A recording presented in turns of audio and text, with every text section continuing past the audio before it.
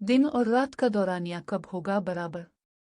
हर साल सितंबर के आखिर में एक अहम फलकियाती वाक़या पेश आता है जिसे इक्वोट एतदाल खरीफी इक्वोट रा इक्वोट सितंबर इक्वनाक्स इक्वोट कहा जाता है।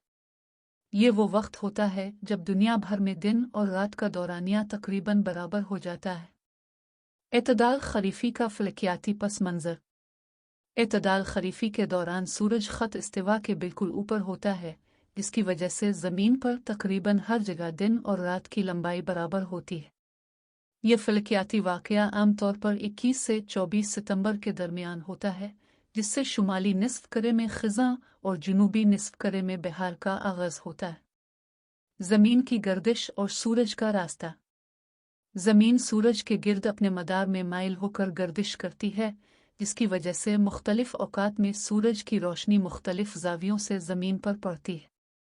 एतदाल खरीफी के दौरान सूरज का रास्ता ऐसा होता है कि वो मशरिक़ से बिल्कुल दुरुस्त तौर पर तुलू और मग़रिब में ग़ुरूब होता है।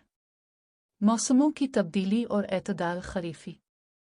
एतदाल खरीफी के बाद शुमाली निस्फ करे में दिन का दौरानिया घुटने और रात का दौरानिया बढ़ने लगता है, जो सर्दियों की आमद की अलामत है। इसके बरक्स जनूबी निस्फ करे में दिन तवील और रात मुख्तसर होती जाती है, जिससे बहार और फिर गर्मियों का आगाज़ होता है। इक्विनॉक्स और ज़मीन पर असरात। एतदाल खरीफी का असर सिर्फ दिन और रात की लंबाई पर ही नहीं होता, बल्कि इस वक्त ज़मीन के मुख्तलिफ हिस्सों में सूरज की रोशनी की तकसीम भी यकसा होती है।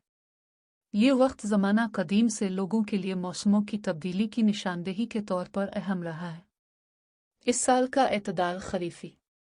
इस साल 22 सितंबर को एतदाल खरीफी का आगाज़ होगा। इसके बाद शुमाली निस्फ करे में दिन का दौरानिया कम और रात का दौरानिया बढ़ने लगेगा, जबकि जनूबी निस्फ करे में इसके बरक्स होगा। ये फलकियाती वाक़या हमें ज़मीन के मदार और सूरज के दरमियान ताल्लुक़ की याद दहानी कराता है और हमारे माहौल में होने वाली तब्दीलियों की वजाहत करता है।